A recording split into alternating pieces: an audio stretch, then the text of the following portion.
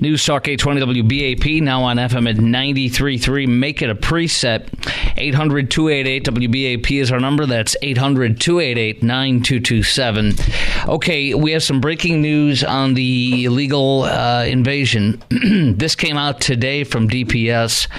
DPS, I'd say this evening from what I gather, DPS arrests more than 200 illegal immigrants for state crimes in El Paso. DPS confirms 214 illegals arrested on state rioting charges in connection with that March 21st incident near Gate 36 at El Paso. That's when they invaded. Here it is right here.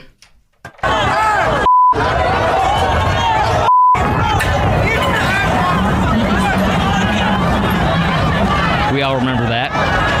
They continue on. The DPS says the illegal immigrants attempted to breach the concertina wire and make illegal entry into the United States. The group has been in federal custody for improper entry, has now been rebooked on state rioting charges, Class B misdemeanor.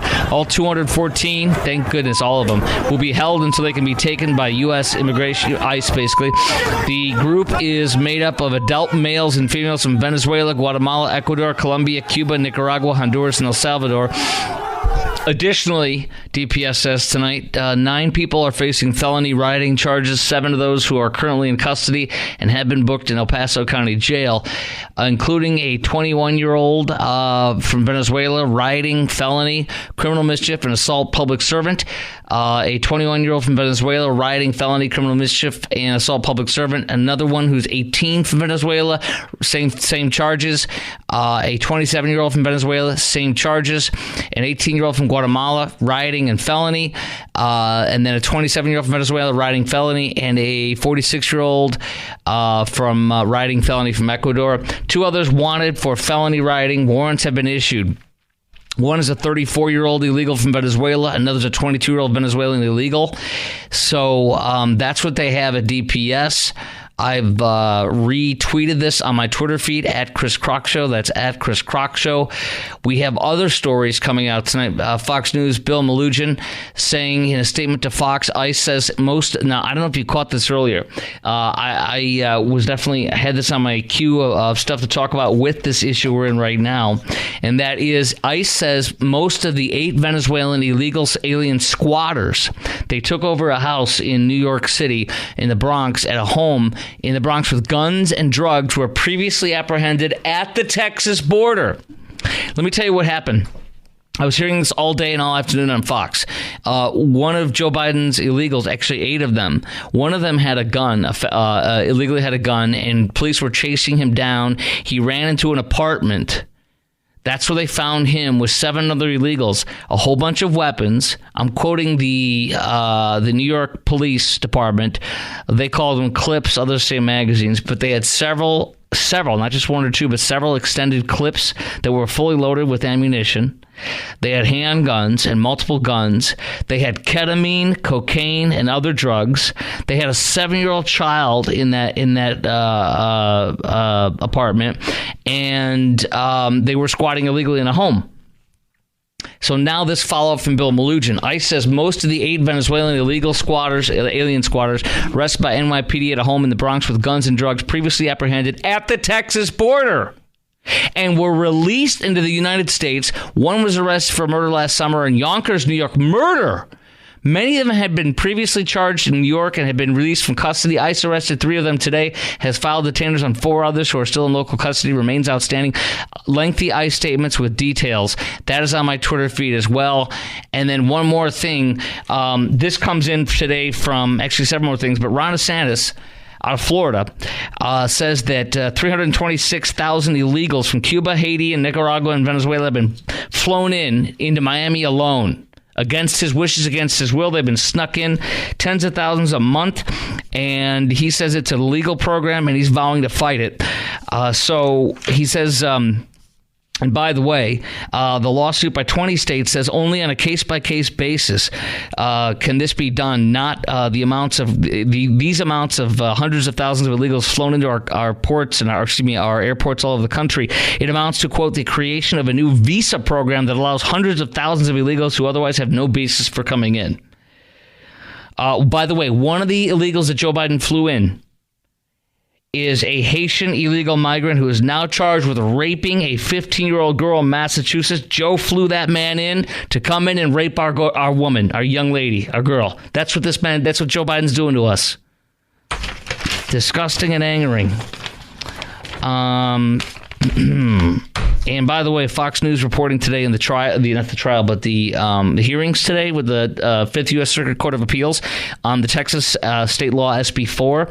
2 out of the 3 judges were reportedly sympathetic, according to the reporter on Fox News today on Brett Baer's show this evening, saying that they were sympathetic. They sounded sympathetic to the Texas law. That's amazing. Mexico says we ain't going to help. Joe Biden and our federal government says we ain't going to help Texas do this. But I still say we do it. We take them there. And by the way, if Mexico won't take them and they come back, we'll rearrest them and send them right back, says Governor Abbott. Good.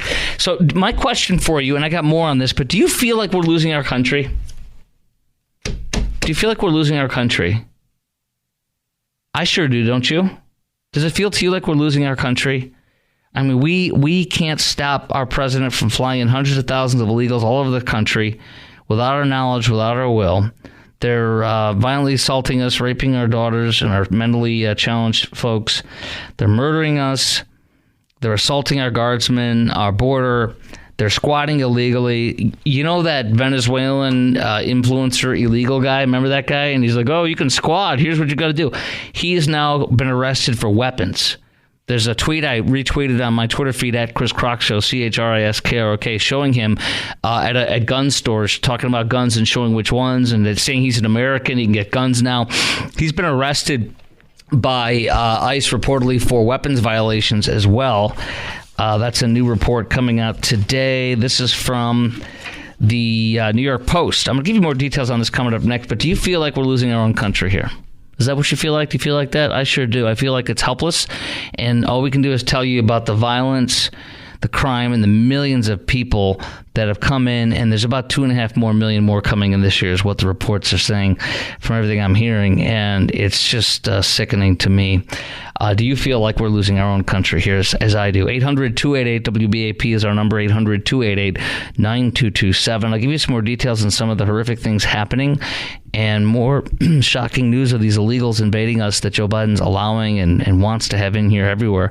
And then also, you got to hear coming up next as well, the UT, with our great law that's ending all the DEI stuff in Texas, right, at our universities and such. UT announced today they're laying off 60 employees with DEI at the campus in Austin. And you got to hear students complaining, and it's insane what they're saying, like their life is over. It's unbelievable. We'll talk about that next as well. 800-288-WBAP is our number, 800-288-9227. Chris Crock Show, News Talk 820 WBAP, and now on FM at 93.3.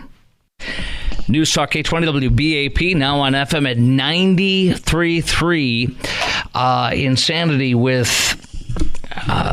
illegals squatting in houses with guns, drugs, children, and we have a rapist that was arrested that Joe Biden flew in from Haiti, who is charged with raping a minor in January. ICE now reports Border Patrol caught him crossing illegally into Eagle Pass, July 2022, and he was released by Joe Biden into the U.S. despite the rape charge of a minor child in Massachusetts in January. ICE says the Sheriff's Department didn't honor their detainee request out of Massachusetts, released him into the community without notice. ICE had to find and arrest him near his residence in Lynn, Massachusetts, where they got him recently. Here in Ohio, brand new and illegal alien with multiple charges, including aggravated murder after being connected to a body found discarded in an alley. I mean, it goes on and on and on. Do you feel like we're losing our country to this unbelievable invasion? And I just can't believe what we're witnessing. Jose and McKinney, you've called in at 800-288-WBAP is our number, 800-288-9227. You're on 820 AM and now 93.3 FM WBAP. Hello, Jose. Hey, how you doing, Chris? Good, sir. How are you? Big fan. Have been hearing you for years now. Thank you, brother. Yeah. Well, to put it from the end of somebody who actually worked with the system, I am so disgusted with how many of these people are just coming in and squatting and all that. I mean, my family paid their dues, worked with the system, and we got here legally. And we're from U.S. citizens from Venezuela, of all places. You know what? We have family. My father-in-law, my wife's dad, married a Venezuelan woman about 25 years ago, and she has she finally got her entire family over. It took years, as you know, and a lot of money and a lot of lawyers, and they did it legally. And they came over, and when people don't understand this, when they were with he used to be with her in suburban Atlanta. Now they're over in Miami, but rejoined with the rest of the family there. But when they were in suburban Georgia, they arrived with nothing, fleeing Venezuela legally, and they had nothing, and they were sleeping on the floor at first because they didn't have anywhere to sleep. And these are people who are architects and educated people, successful people, are just grateful to be in a freaking country that's free. So Jose, go ahead, tell me your story real fast. How long ago did you guys come?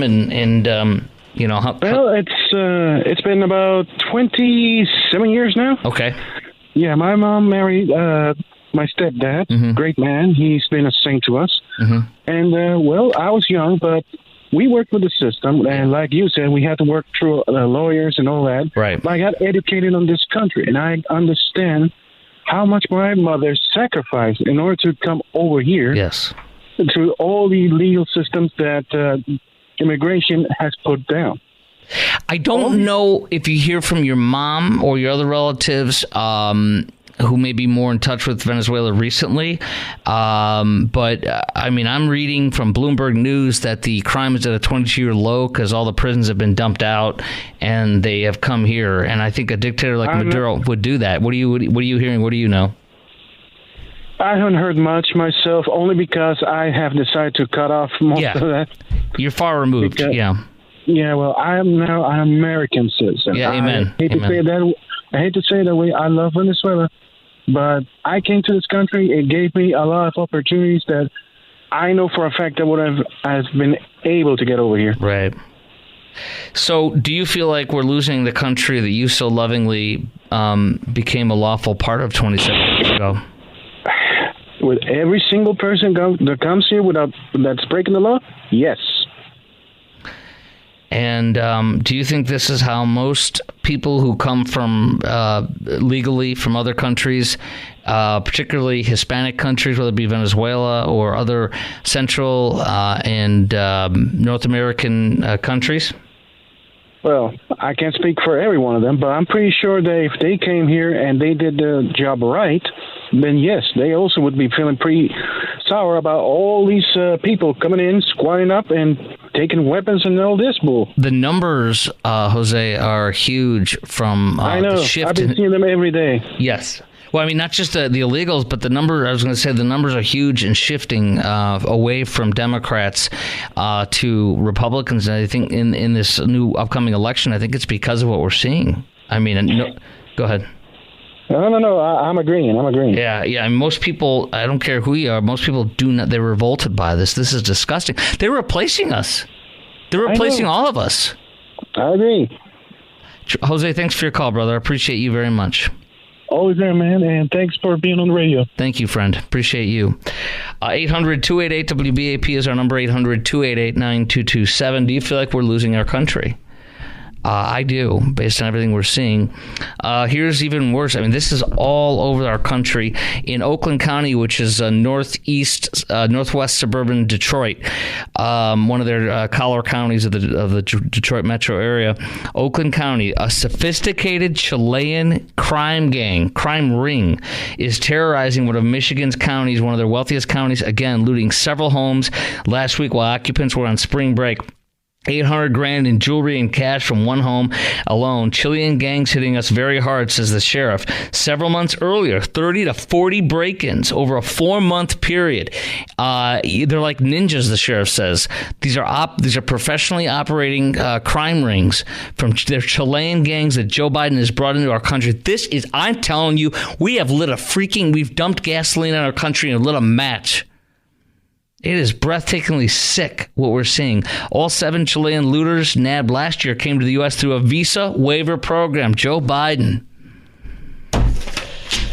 And when Biden was asked about this through his spokesperson, John Kirby, the U.S. National Security Council spokesperson, does Biden think that some of these border crossers could be in the United States right now plotting a terrorist attack against Americans?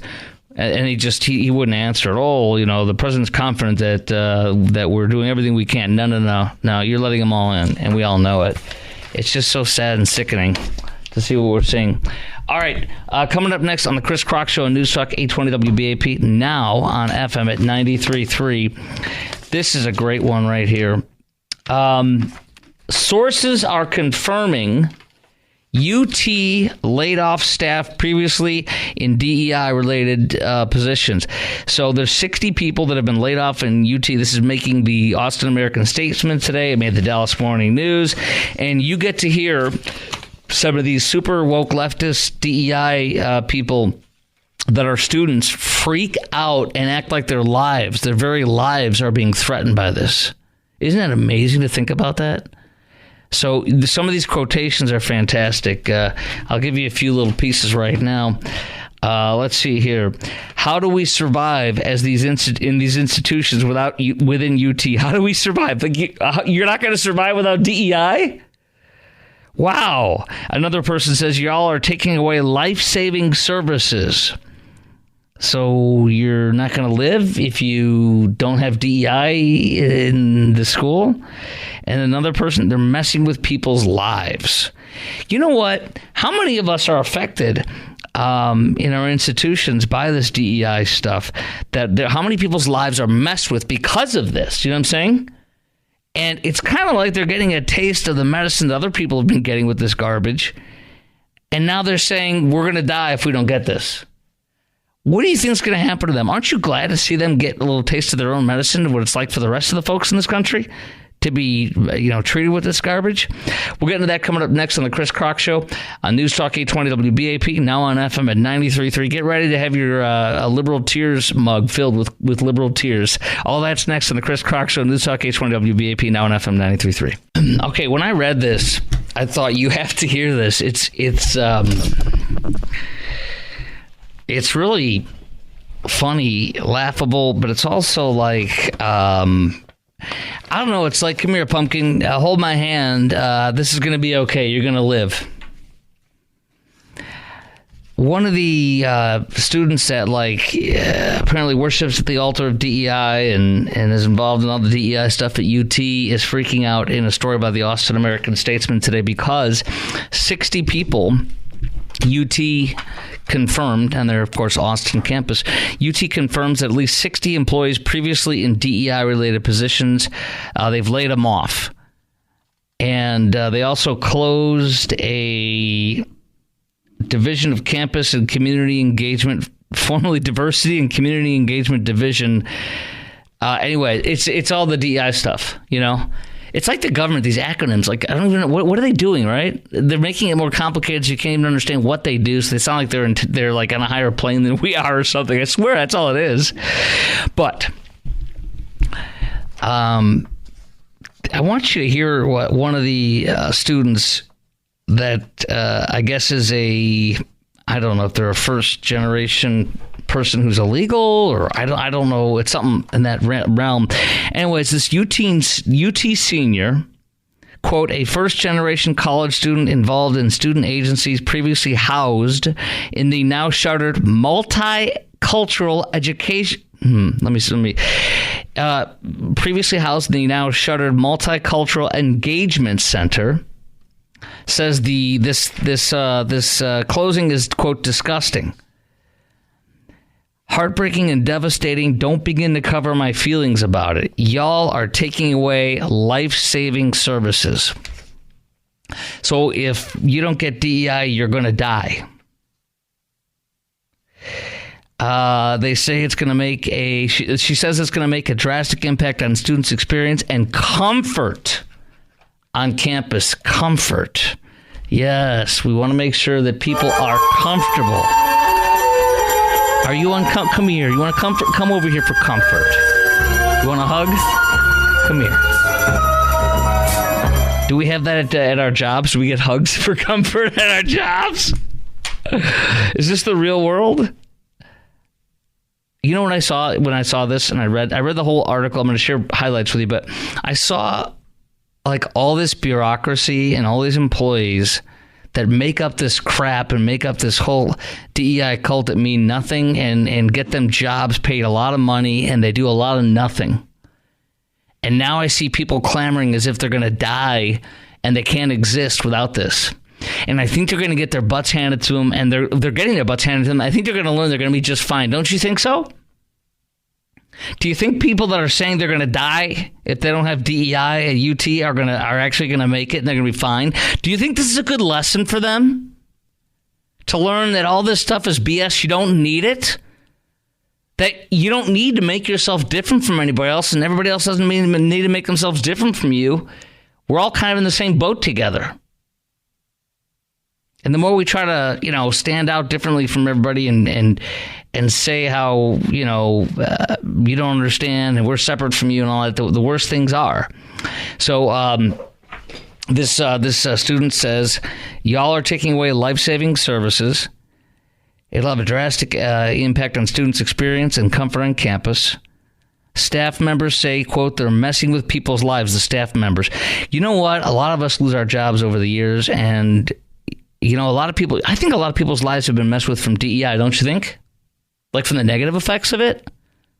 Don't you think a lot of people's lives, say you're messing with people's lives, don't you think a lot of people's lives are being messed with? Look at this. A Harvard law professor who admittedly is a leftist wrote a column today in the Harvard Crimson, their newspaper, and he says mandatory DEI statements are ideological pledges of allegiance. Time to abandon them. This has made the rounds on all the thinkers today, all over, the Twitterverse and such. I read it. It's lofty. There's a lot of big words in here. But basically, he says, when you're applying to the Harvard Graduate School of Education, applicants are required to submit a CV, cover letter, research statement, 3 letters of reference, 3 or more writing samples, and a statement of teaching philosophy that includes a description on your orientation toward diversity, equity, and inclusion practices. Basically saying you have to pledge an allegiance to something. And you have to say, how does your research engage with and advance the well-being of socially marginalized communities? So he's like, this is a stupid pledge. It's a brainwashing thing, and there's no allowed for anything differently. And he says, I'm a scholar on the left, committed to struggles for social justice. The reality surrounding mandatory DEI statements, however, make me wince. The practice of demanding them ought to be abandoned, both at Harvard and beyond. So it's not just a UT thing. So my question for you is, do you think this is a good lesson for students who think DEI is essential, to learn that they're going to be just fine without it? Do you feel the shuttering of DEI is giving students who feel discriminated against a chance to see what the other side experiences when they're excluded? And do you think this forces people to see that we all just need to work together and not against each other? 800-288-WBAP is our number, 800-288-9227. They shut down programs because of our awesome legislature that ended all this DEI crap. They shut down, in addition to firing, laying off 60 employees at UT, they're shutting down programs like Monarch, which helped illegal students navigate school applications. They shuttered the Multicultural Engagement Center, which served as a home away from home from students from multicultural identities that was open to everyone. I'm sure if you had a MAGA hat, you'd be comfortable in there, right? Do you remember that those folks at that one university that had a sticker on? Remember, I can't remember. There was a library, and there were like some girls yelling at him and screaming at him because he had a sticker on his laptop that offended them in the library. They were screaming at him. That was a viral thing from a year or two ago that we talked about. Makes me think of that. Yeah, we're so diverse and cultural until you come in and you think differently from us, or you vote differently. This woman who was, quote, involved in now what does this even mean? Ready? QTBIPOCA, QTBI BIPOC, and Latinx Community Affairs student agencies lost UT sponsorship before January 1st, said it creates more pressure for students to create and maintain safe spaces for historically underrepresented, marginalized people. Just get a freaking job. Get a life. You're not marginalized. You're not in some corner crying. They're going to find out they're going to be okay, don't you think? How do we survive as these institutions within UT? You're going to find out.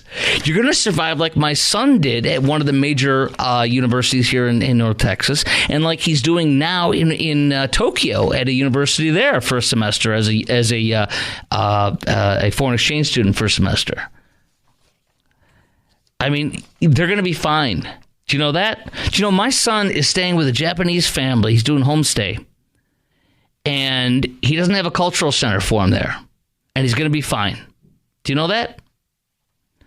He wants to go there to learn their culture. Imagine that. He doesn't want to be immersed in his culture. He wants to be immersed in another foreign country's culture. How about that? Isn't that interesting? A couple more pieces on this that were kind of interesting. How do we survive? Yeah, how do we survive with these institutions within UT? This is ridiculous, is what it is. The Texas Conference on American Association of University Professors and the Texas chapter of NAACP issued a joint statement noting estimates indicate 60 people were notified they're losing their jobs. Have you ever seen so many people have big stories and long, lengthy stories about 60 people losing their jobs about anything? This I think is a testament to how wimpy a lot of us have become in this country. And I think the more people get their butts handed to them and get a taste of their own medicine, the more they learn to be an adult and to survive in the real world. Because the real world is not this garbage. This is an insulated thing and treating you like you're a child. Be an adult. Grow up. All right, coming up next on the Chris Kroc Show, you're not going to believe this. You're not going to believe this. You know how we've been talking about for the past couple of days? Each day it gets worse for Norwegian Cruise Lines. It's worse again today. The cruise line's now alleging more things against the passengers instead of owning this. Like 3-4 days in a row, it's not getting any better for Norwegian. We'll talk about that coming up next on the Chris Kroc Show, News Talk 820 WBAP, now on FM at 93.3. You know, sometimes it's better to just let it go and take one for the team or whatever you want, you know what I mean? And Norwegian Cruise Lines just won't let up. I don't want to sound like, maybe you're like, Kroc, you got this wrong. Maybe you've heard something I haven't. But every day they're digging themselves deeper and deeper and deeper. We talked about there's this amazing 21-day or night cruise, and you go to these African islands like that are amazing. Sao Tome and Principe or whatever. I don't know how to pronounce any of that.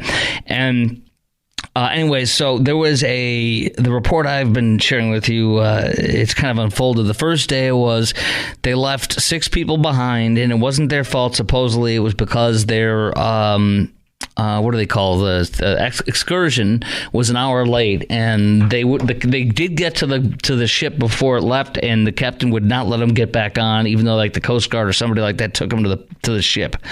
It didn't dock in a port like we usually are used to. It docked in something that was farther out, and it's a small kind of a port way out there or something. I don't know. And then next day, it was yesterday, it came out that an 80-year-old woman was at an excursion on a similar cruise, not the same one, but the same type of one, but on a different cruise line. Like 2 days later, she was on an excursion to a museum. She's 80. She had a stroke, and she was hospitalized, and they just left her there to die, quote unquote, what the family said. And the 6 people that were left behind from a day or two before found out. They heard there was an American lady who had just like them, no money, no passport, left behind, and so they paid for her and got her in touch with her family, and the family's like bashing the cruise line, saying they left her to die, they didn't call us, they didn't do anything.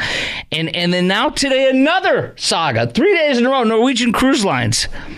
Now they're attacking the passengers. That is not a good look. Oh my gosh. Norwegian Cruise Line. Oh my gosh. Norwegian Cruise Line slamming passengers for being more than an hour late after they were stranded on a remote African island as the 8 castaways finally rejoined the vessel in Senegal following a 2,000-mile odyssey. Ground control to Major Tom here. Okay, so Norwegian Cruise Line hitting back at passengers. There you go. Nail them. Wow, they're attacking their passengers who were stranded on a remote African island for being more than an hour late to reboard the ship on the day they were left behind. Cruise spokesperson confirmed to the Daily Mail 8 missed the all-aboard time of 3 p.m. by more than an hour after they returned from a private tour. Passports turned over to local port agents. Group of 6 Americans, 2 Australians, crikey, left behind on the island. They launched a desperate bid to rejoin the ship in the following days. This was something else, too, flying through 6 countries to reach Banjul, the Gambia, where the vessel was set to dock April 1st. However, adverse weather conditions meant the ship could never reach the shore. The group concluded their 2,000-mile-long voyage to Dakar, Senegal, April 2nd, where the cruise line confirmed they embarked Tuesday morning. Wow, they were let back on! Wow! Speaking to USA Today, a couple from South Carolina slammed Norwegian for failing to meet a basic duty of care. You know what I've learned? I've never been a PR person, but people that do what I do, what kind of work I do, end up doing PR as well. Like, they'll be like a reporter or something, or work in the news department, and then end up doing PR work. And you at a certain point, you gotta like not attack people. You gotta be graceful, right? And when you're in USA Today, Daily Mail, Fox News, you're all over the place, and you ain't looking good, dude. Sometimes you gotta just let go and just be like, we're doing what we can to help these passengers. We're sorry for the inconvenience. You know what I mean? You're picking a fight with them, and you won't let it go. Bad luck. After what a couple from South Carolina attacked them, saying they failed to meet a basic duty of care. After what we witnessed, we truly believe that although there's a set of rules or policies the ship may have followed, they followed those rules too rigidly. I believe they really forgot that there are people working in the hospitality industry, and that really the safety and well-being of the customer should be their first priority, and that should be placed first. This is one of my big fears. I've gone on one cruise. We did an excursion or two. I felt safe with the excursion because it was officially through them. You know what I'm saying? So if something happened, it'd be like on them, not me.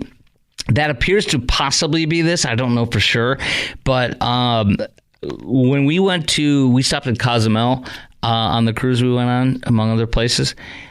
We stopped at the port of Progreso, which I call a prison port. It literally looks like a prison port.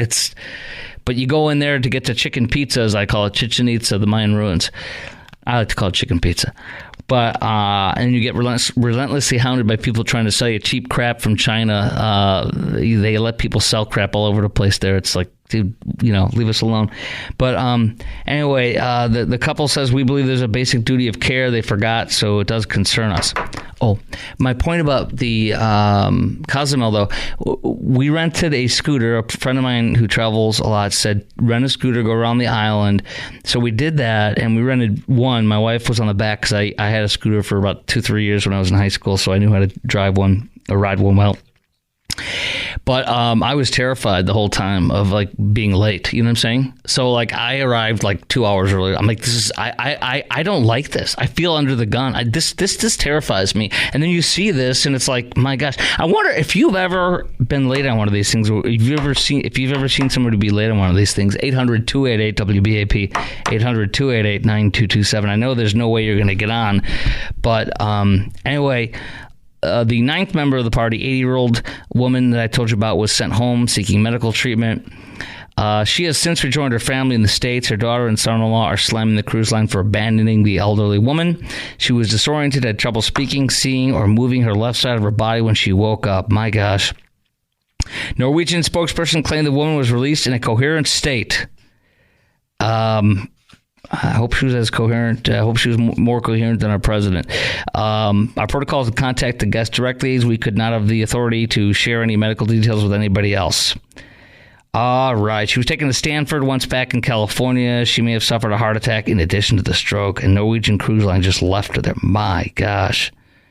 They say despite the series of unfortunate events outside our control, we will be reimbursing these 8 guests for their travel costs from Banjul, Gambia to Dakar, Senegal. Okay, that's good. But but you have to read the whole story to get to the good part where they're actually being nice about it. The cruise firm reiterated the guests responsible for ensuring they return to the ship at published time, which is communicated broadly over the ship's intercom. I know it is. One person comments on this story in the Daily Mail. I've been to 2 cruises. They constantly tell you when to be back on the ship or you might get left behind. Even though the excursions tours that are offered by the cruise lines may be more whatever, be late. Do as you're told and have fun between gorging on ridiculous amounts of food and hope you don't get sick. Another one says, if you're on a private excursion, this I agree with. If you're on a private excursion, it's your responsibility to get back to your ship. I wouldn't do one of those. I did that thing on my own, but I was in control of that freaking scooter, and I'm getting back 2 hours early.